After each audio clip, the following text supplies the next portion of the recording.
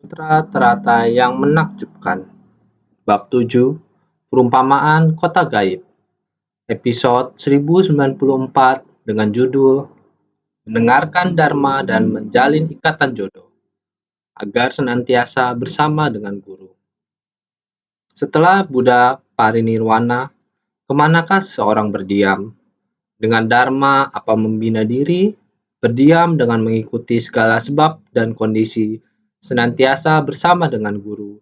Selama kalpa sebanyak butiran debu di seluruh alam semesta, 16 orang Sramanera masing-masing menaiki singgasana Dharma.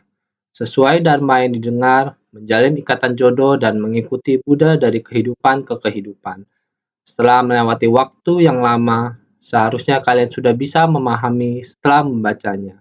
Seperti yang kita bicarakan sebelumnya, Buddha Mahabhikna Janabibhu menggunakan waktu yang sangat panjang untuk melatih diri dan waktu yang panjang untuk membabarkan Dharma.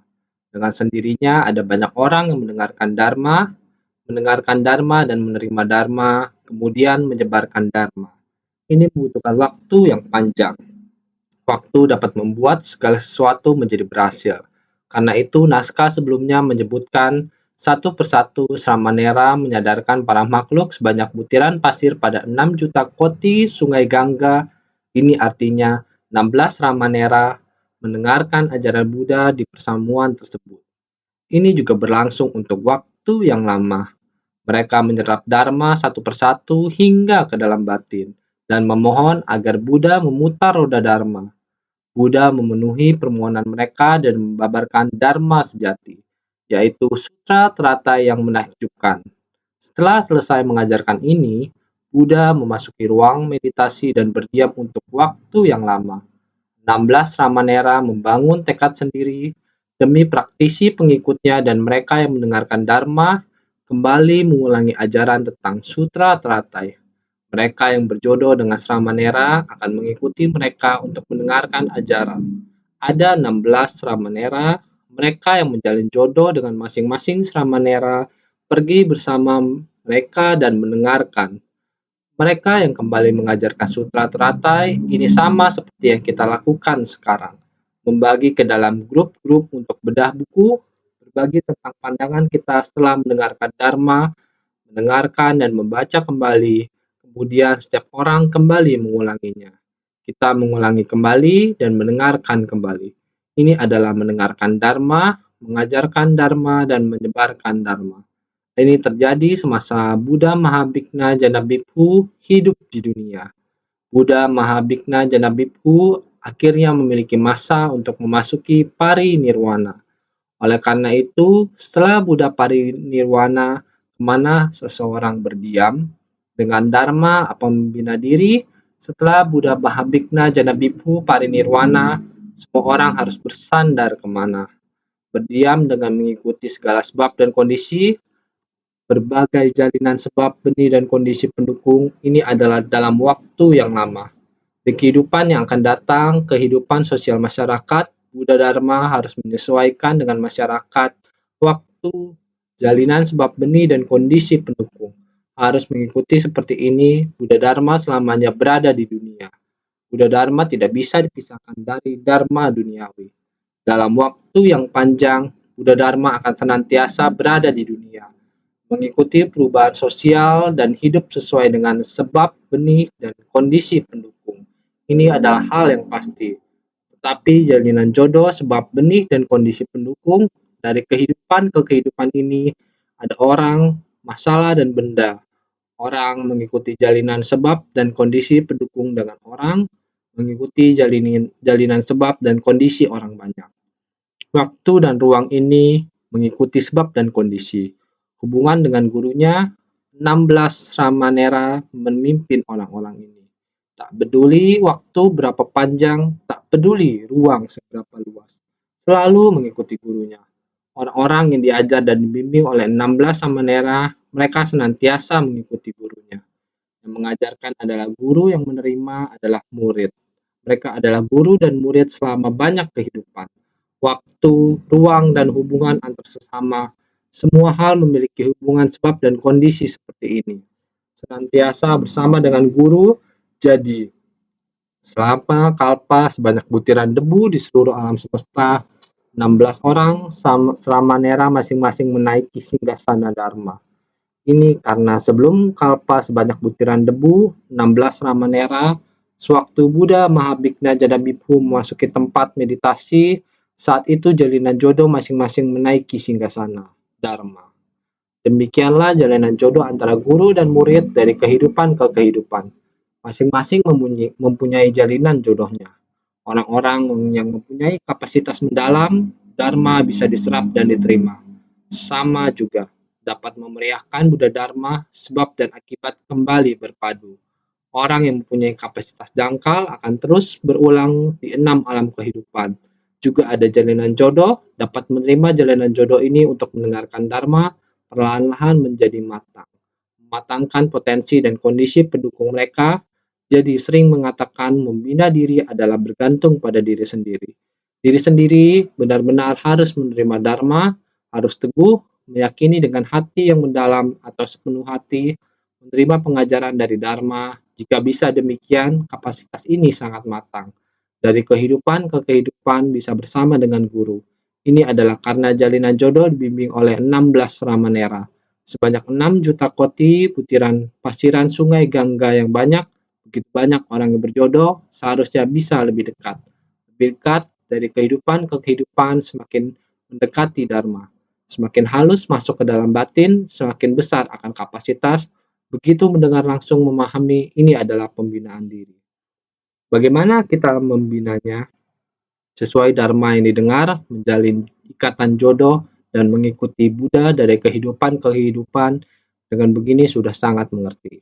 Oleh karena itu, sebab dan kondisi pendukung masing-masing tidaklah sama. Melihat zaman sekarang juga terjadi hal yang tak terbayangkan. Usia anak yang sangat muda telah memiliki jalinan jodoh yang sangat baik. Akar kapasitasnya sangat mendalam. Setelah itu, di era sosial ini, dia memiliki sebab dan kondisi pendukung untuk berinteraksi, membuat orang merasa sungguh tak terbayangkan. Anak yang begitu kecil dapat begitu jelas terhadap dunia dan perasaan manusia. Terdapat satu laporan berita di Inggris yang sangat sensasional, yaitu seorang anak berusia 5 tahun di Inggris. Anak berusia 5 tahun ini bahkan dapat mengatakan dengan melihat anak-anak pengungsi Suriah telah membangkitkan hati welas asih dia. Natal akan segera tiba. Hampir semua anak-anak di Inggris memiliki keinginan mereka sendiri. Hadiah seperti apa yang mereka nantikan? Yang paling mereka nantikan adalah Sinterklas, yang dapat memberikan apa yang mereka inginkan. Tapi anak 5 tahun ini namanya Nieman atau Finlay Nieman. Dia bahkan menulis sebuah surat. Apa yang dia inginkan di hari Natal diberikan kepada Sinterklas itu. Dia mengungkapkan keinginannya. Dia ingin sebuah skuter, berharap skuter ini dapat diberikannya kepada anak-anak di Suriah yang tidak memiliki apa-apa. Dia berharap Sinterklas dapat memberikan semua hadiah Natal kepada anak-anak di Suriah. Ini merupakan keinginan terbesarnya. Ibunya sudah melihat, merasa tidak percaya bahwa anak berusia 5 tahun mengapa memiliki ikrar yang begitu besar. Mengapa dia bisa menulis surat seperti ini? Ibu lalu bertanya pada anaknya, apakah benar surat ini ditulis sendiri olehmu? Lalu ibunya memintanya untuk menceritakan isi surat itu kembali kepadanya. Dikarenakan ibunya mengetahui anaknya menulis surat seperti ini melalui media massa, ingin anaknya membacakan sekali lagi kepadanya. Anak ini lalu mengutarakan satu kali lagi harapan yang ditulisnya di surat untuk anak-anak pengungsi Suriah. Merasa anak-anak Suriah yang berada di pengungsian sangatlah kasihan.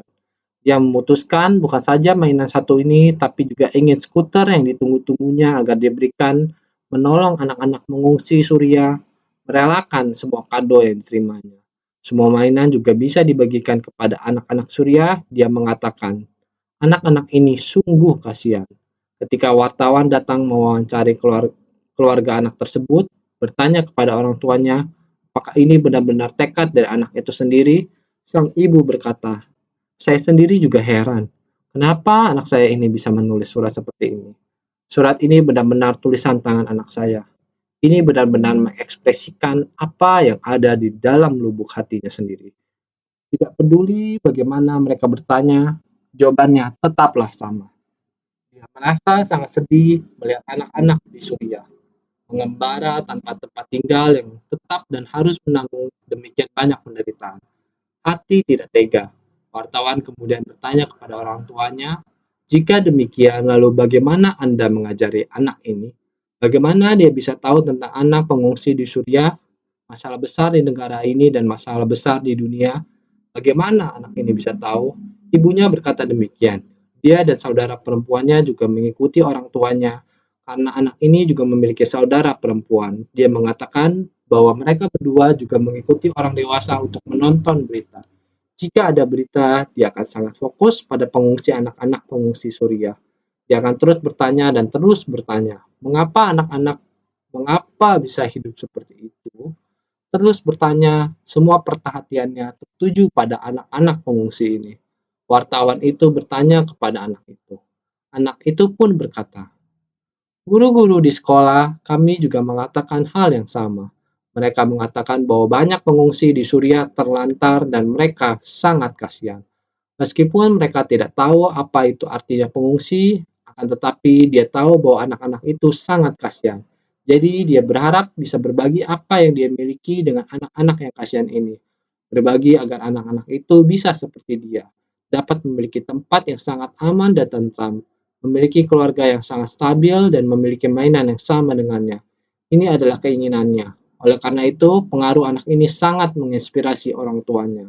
Oleh karena itu, orang tua tidak hanya menyumbangkan skuter sesuai permintaan anak, tapi juga menyumbangkan semua mainan sesuai keinginan anaknya.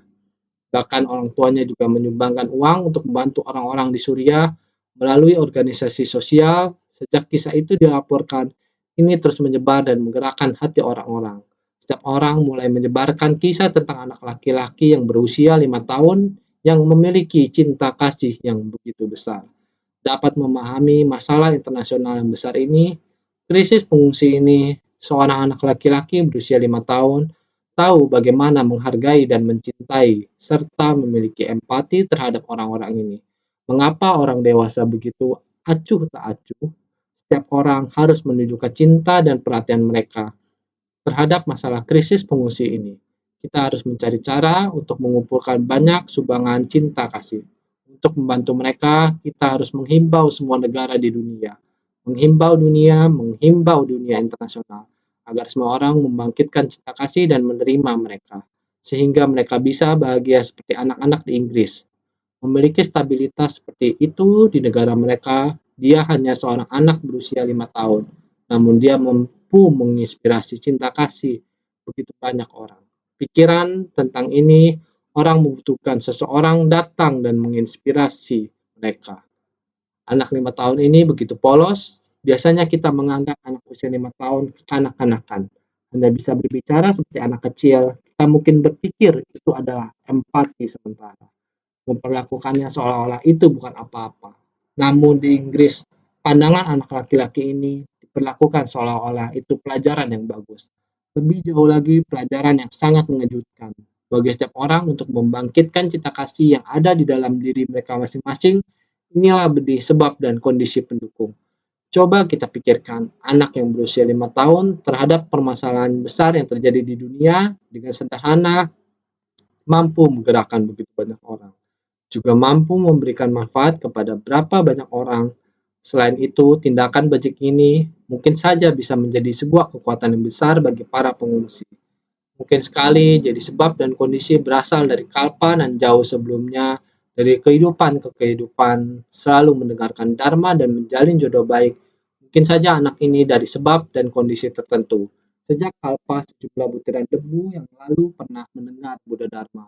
Dari kehidupan ke kehidupan selalu menjalani praktik bodhisatwa. Dari kehidupan ke kehidupan selalu membangkitkan batin orang lain. Banyak sekali anak yang seperti ini yang dapat kita lihat saat ini. Sama seperti kisah sekelompok anak-anak yang kemarin sudah kita bahas.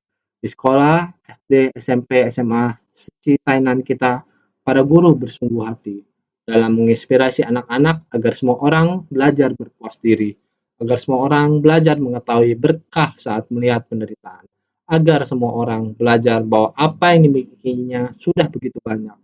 orang yang kekurangan atau tidak lengkap, bagaimana mereka harus hidup, guru menggunakan berbagai macam cara untuk mengajari anak-anak. Kemarin kebetulan para murid lulusan dari SD Seci Tainan, mereka datang pulang ke Hualien untuk mencari akar ajaran pulang ke Gria Qingxi. Ada 4 orang yang mewakili, membawa buku kelulusan sekolah mereka, juga membawa kesan batin mereka untuk berbagi dengan master. Kartu ucapan mereka semua ada di dalam buku kelulusan satu kelas 1 seperti ini. Satu persatu murid juga ada foto mereka, ada kesan batin mereka, mengatakan apa yang telah mereka syukuri. Bersyukur karena adanya sekolah demikian, bersyukur terhadap guru mereka, bersyukur terhadap papa atau mama itu yang telah menjaga mereka sangat bijaksana. Wajah itu, murid perempuan rambutnya dikepang, berbaju rapi, sangat menawan dan sangat menyenangkan. Ada seorang murid laki-laki membacakan kesan batinnya. Dia mewakili kelasnya untuk membacakan kesan batin. Saya berkata, "Sini, kamu baca kesan batinmu." Dia pun membacakannya dengan sangat menyentuh hati. Tulisannya sangat rapi atau bagus? Saya bertanya, "Tulisanmu bagus sekali." Dia menjawab, dia menulis menggunakan tangan kirinya. Saya berkata, "Apabila sekarang kamu kelas 1 SD, kebetulan master memberikan ceramah pagi untuk murid kelas rendah, lalu guru meminta murid untuk menggunakan tangan kiri menulis, kamu tidak akan kesulitan, kan?" Dia pun berkata, "Tangan kanan, saya pun bisa menulis dengan tangan kanan." Saya berkata, "Kalau begitu, kamu bisa menulis dengan 2 tangan, dapat menulis 2 paragraf secara bersamaan." Dia lalu berkata, "Tulisan tangan kananku masih jelek." Inilah anak-anak. Hati anak-anak adalah sangat murni. Dengan pendidikan yang penuh perhatian, menerima dengan penuh perhatian, benar-benar merasakan bahwa semua orang memiliki hati Buddha. Setiap orang memiliki sifat hakiki tata yang murni dan tidak ternoda. Inilah hati seorang anak-anak. Mereka memiliki cinta kasih mereka untuk bersumbangsi, maka kita pun tahu bahwa ajaran Buddha adalah sama dengan ajaran lainnya di dunia. Ajaran di dunia bagaimana membangkitkan cinta kasih manusia demi mengembangkan kemampuan intuitif dalam kehidupan ini mesti dimulai sejak masa TK dan SD. Apa yang diajarkan semua adalah saling berkaitan. Tujuannya adalah memberi manfaat kepada semua makhluk. Bukankah Buddha Dharma juga demikian adanya? Dari yang sedang, kecil, yang berkapasitas kecil dengan akar kecil, yang berkapasitas sedang dengan kapasitas sedang, dan yang berakar besar dengan kapasitas tinggi. Mereka semua diajari sesuai kapasitas masing-masing. Bila kita tekun dan giat, tentu kita memperoleh pencapaian luar biasa dalam kehidupan. Dan bukan hanya pencapaian kita sendiri saja, kita masih dapat membantu orang banyak yang tak terhingga jumlahnya. Maka selama kalpa sebanyak butiran debu di seluruh alam semesta, 16 orang sama Nera masing-masing menaiki singgasana Dharma. Sesuai Dharma yang didengar, menjalin ikatan jodoh dan mengikuti Buddha dari kehidupan ke kehidupan. Bila kita menjalin jodoh dengan 16 selama Nera dan mendengarkan ajarannya, maka kita akan mengikutinya dari kehidupan ke kehidupan.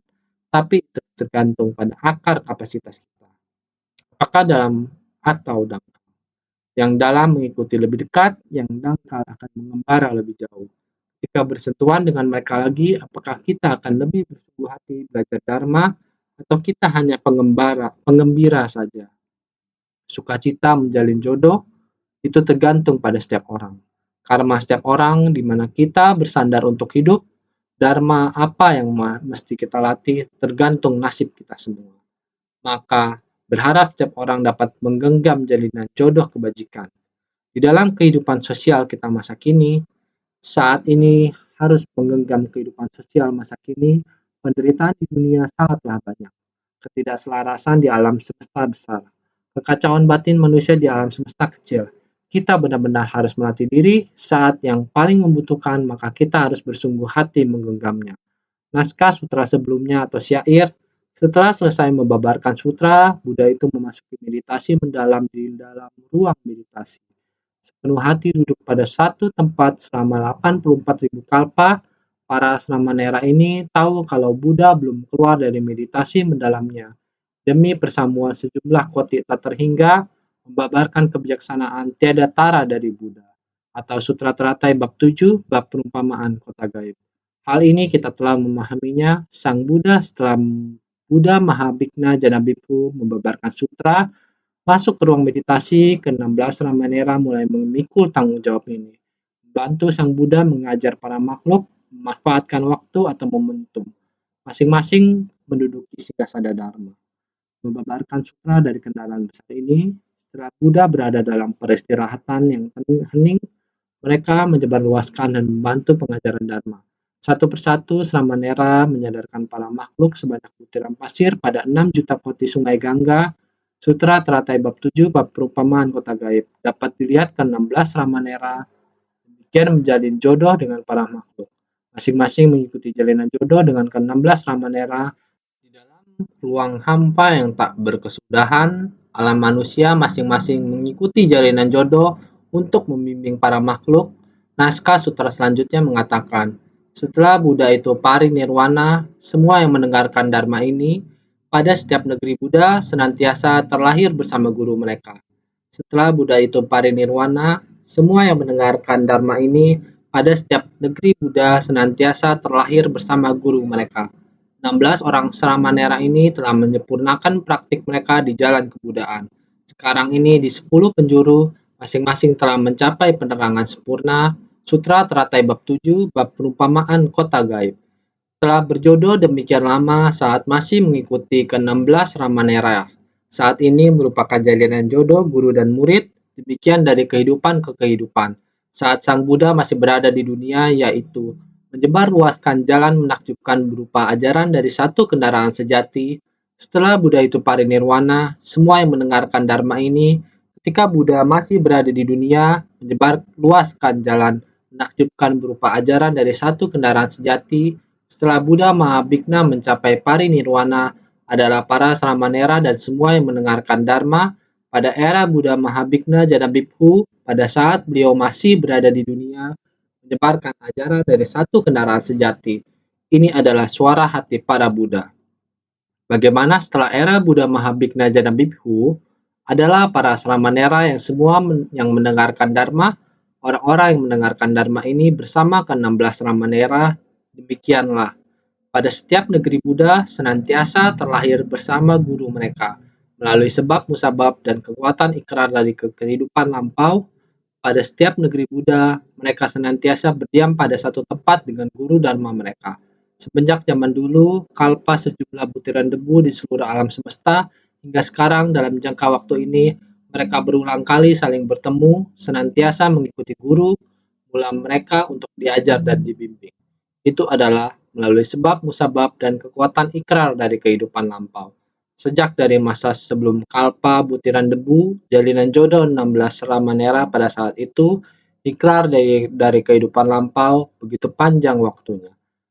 Jalinan jodoh dari masa lampau, kekuatan ini adalah dari generasi ke generasi, berada di sini adalah dari generasi ke generasi. Di atas negeri para Buddha masih mereka senantiasa berdiam pada satu tempat dengan guru dharma mereka. Para Buddha yang dikatakan adalah berada dalam jangka waktu yang begitu panjang. Orang-orang yang mendengarkan dharma ini mengikuti 16 Ramanera. Berada pada era salah satu Buddha, sedemikian melatih diri. 16 Ramanera tidak hanya di era Mahabhikna Janabibhu, sejak dari masa sebelum kalpa butiran debu, berlatih terus bertemu Buddha. Di dunia Buddha mana yang lahir di dunia, dia juga memiliki jalinan jodoh bisa berada. Setiap Buddha lahir di dunia, melatih diri, semua orang ini sama mengikutinya. Di tempat pelatihan para Buddha, semua berada di dalam, sehingga dikatakan mereka senantiasa berdiam pada satu tempat dengan guru dharma mereka.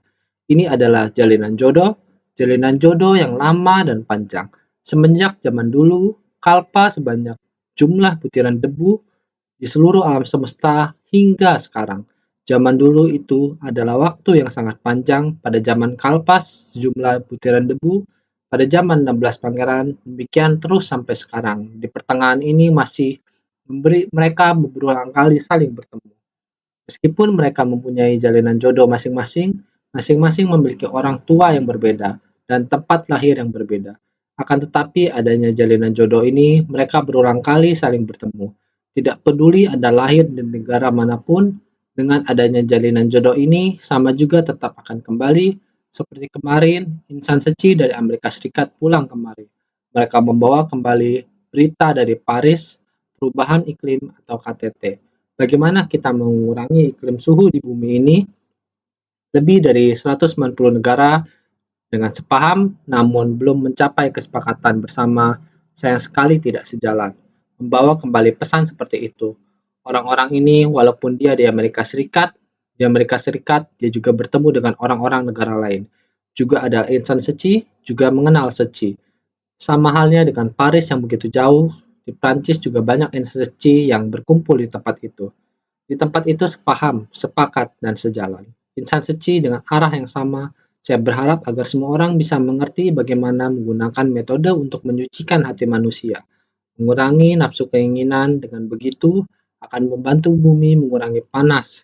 Lihat, demikianlah dari berbagai negara yang berbeda bisa saling mereka berulang kali saling bertemu dengan satu ajaran yang sama. Di dalam mazhab seci, ajaran ini harus sepaham dan harus sejalan. Bukan hanya sepakat, maka ini disebut senantiasa mengikuti guru mula mereka untuk diajar dan dibimbing. Kita semuanya bersama-sama menerima ajaran dari mula guru Sakyamuni Buddha. Saya yakin Anda dan aku, kita dan Buddha Sakyamuni, mula guru Sakyamuni Buddha sudah terjalin jodoh yang istimewa dari kehidupan ke kehidupan Dharma Buddha. Kita merasa sukacita jika mendengar Dharma Buddha. Orang lain mungkin saja tidak merasa sukacita, bukan hanya tidak merasakan sukacita, malah menolaknya.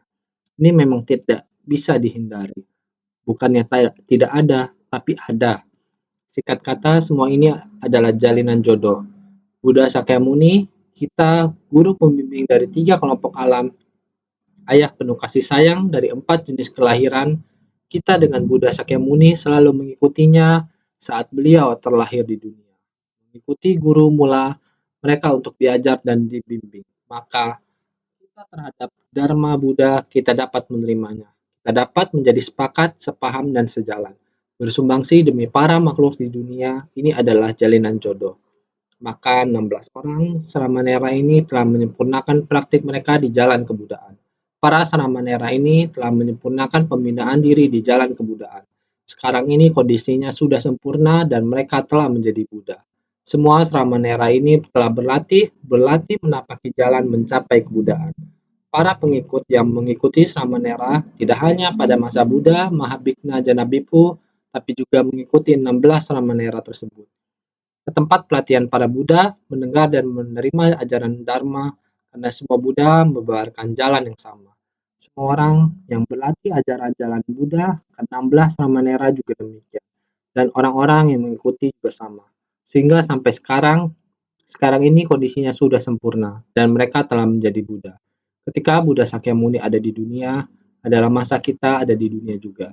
2000 tahun yang lalu di bumi terasa lama dan panjang, tetapi di surga Trimsa hanya 20 hari. Sehingga waktu adalah demikian. Kita di bumi terasa waktu yang sangat panjang, tetapi di dunia Buddha waktu terasa sangatlah pendek. Juga ada 16 pangeran sekarang di 10 penjuru dunia, masing-masing berada di sistem solar yang berbeda, telah mencapai kebudaan. Ini menunjukkan para Buddha dalam mencapai kebudaan memiliki sebab dan kondisi yang berbeda.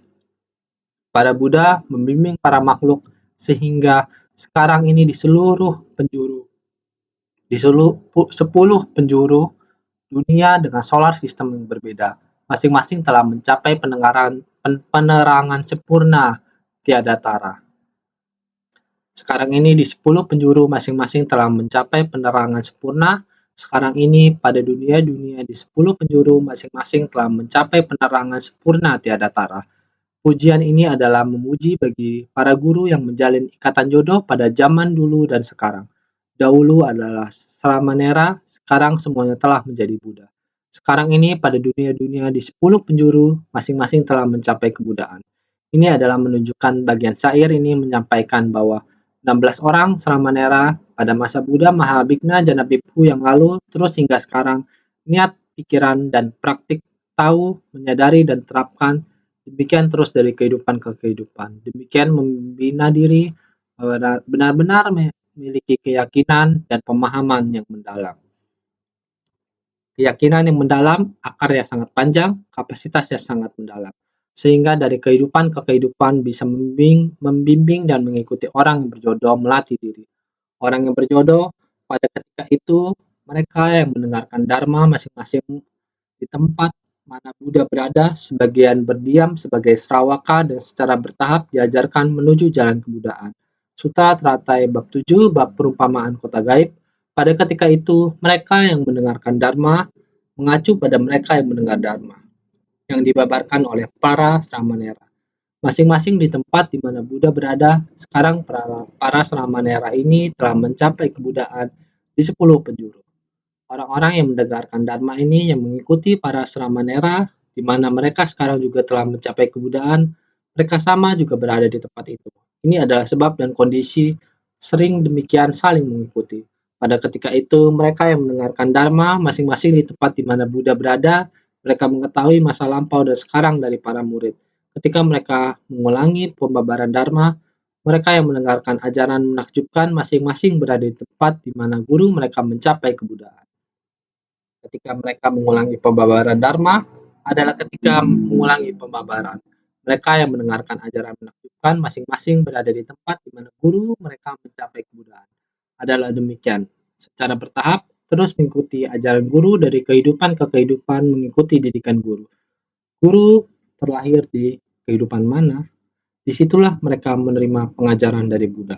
Di masa tersebut, sama juga melihat kembali, mereka juga menjadi teladan bagi orang-orang. Sama para praktisi yang mengikuti mereka bisa kembali menerima pengajaran. Ini sama seperti 16 orang Sramanera.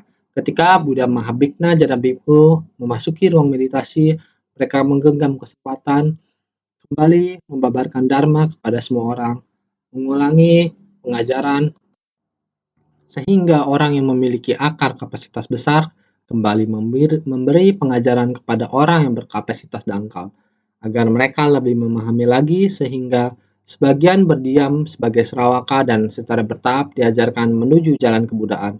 Mereka yang memiliki kemampuan lemah dan berdiam pada tingkatan Sravaka secara bertahap dibimbing dan ditarik perhatian, diajarkan menuju jalan kebudayaan. Murid Buddha Sakyamuni juga demikian, ada Sravaka dan ada Prateka Buddha. Buddha Sakyamuni juga perlu makin bersungguh hati, memiliki kemampuan lemah agar kemampuan yang sangat lemah sekarang sudah mendengarnya. Sekarang menerima, namun kondisi luar datang.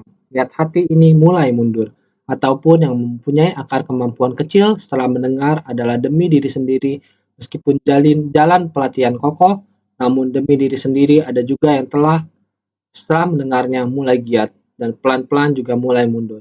Ini adalah orang-orang yang memiliki akar kemampuan lemah, ataupun yang setelah mendengarnya adalah bermanfaat bagi diri sendiri. Demi diri sendiri mencapai pembebasan dan melatih diri. Namun, Sang Buddha tetap tidak menyerah. Tekad untuk mencapai pencerahan yang sudah mundur juga harus ditarik kembali. Kapasitas kecil, beliau juga terus menyemangati mereka, membangkitkan tekad besar, membangun ikrar agung, dengan demikian pelan-pelan memberi pengajaran dan membimbingnya. Mengajarkan sesuai ajaran Buddha, membuat mereka pelan-pelan seperti demikian.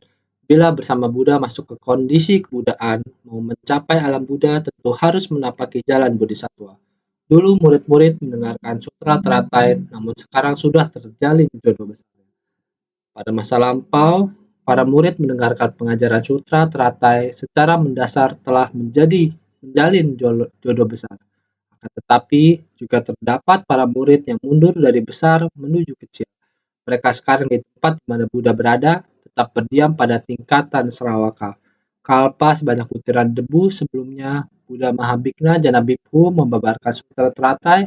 Semua orang sudah pernah mendengarkan 16 Ramanera membabarkan kembali juga adalah sutra teratai. Mereka juga sudah pernah mendengarkan ini sebenarnya adalah menjalin jodoh. Adalah menjalin jodoh besar yang terjalin adalah jodoh besar. Ada pada sutra teratai, jalan menuju pencapaian Buddha, namun di antara murid yang mendengarkan Dharma mundur dari besar menuju kecil, maju dan mundur. Ada kala tekun bersemangat, ada kala mundur. Ini adalah demikian panjang dan lama. Masih berada pada tingkatan manusia awam, demikian panjang dan lama. Masih berada pada ajaran kendaraan kecil, ini sebenarnya masa lampau awalnya memiliki ajaran kendaraan besar, tetapi demikian maju mundur. Kita para makhluk memiliki sifat hakiki tata, yaitu nafsu keinginan demikian. Sebersit pikiran timbul, noda batin pun muncul. Demikian dari kehidupan ke kehidupan tertutupi. Mereka sekarang di tempat di mana Buddha berada, tetap berdiam pada tingkatan Sarawaka. Sekarang masih berada di tempat Buddha di 10 penjuru, masih berada pada tingkatan Sarawaka. Buddha Sakyamuni sekarang juga ada begitu banyak orang berada pada tingkatan Sarawaka, berada pada tingkatan Pratika Buddha, seperti kita semua yang sedang mendengarkan mulai dari awal setelah memahami sangat sukacita mendengar Dharma, kita semua mengetahui, kita semua memahami. Setiap kali jika mendengarkan semua orang mengatakan kita ada Sun Fasyang, kita sangat sukacita. Sukacita lalu bagaimana? Apakah ada dipraktikkan? Guru kasih kami waktu lagi. Kami perlahan-lahan praktikan. Jika terjadi sesuatu, bertemu dengan kondisi tertentu, apakah akan mundur dari besar menuju kecil, batin apakah akan demikian naik turun? Saya bertanya kepada orang yang mendengarkan Dharma, apakah kalian semua juga demikian, selalu ada naik turun? Usia sering mengatakan kehidupan manusia pendek dan penuh penderitaan. Kita harus sungguh-sungguh menggenggam waktu dalam kehidupan.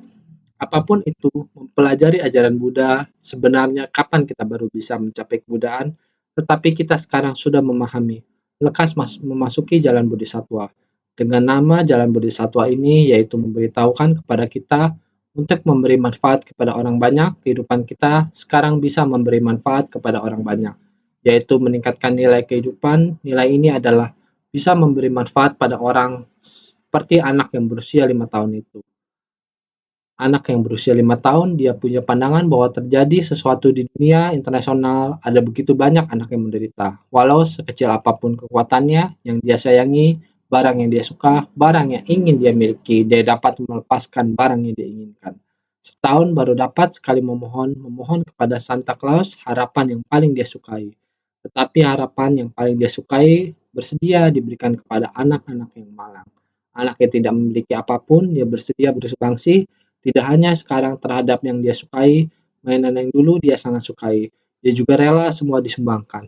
Anak yang berusia 5 tahun masih berada di bangku TK juga bisa menulis surat, membuat orang di seluruh negara terharu.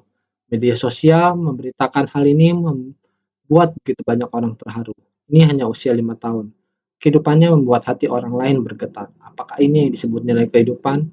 Sangat bernilai. Ini adalah kehidupan yang sangat cemerlang. Jika kehidupan yang sangat cemerlang, sungguh-sungguh kehidupan yang bersinar, sehingga dikatakan dari mana datangnya sinar Buddha, bisa mempengaruhi begitu banyak Raja Dewa Brahma, dapat menggetarkan, menerangi, mereka datang mencari Dharma dengan mengikuti cahaya yang bersinar.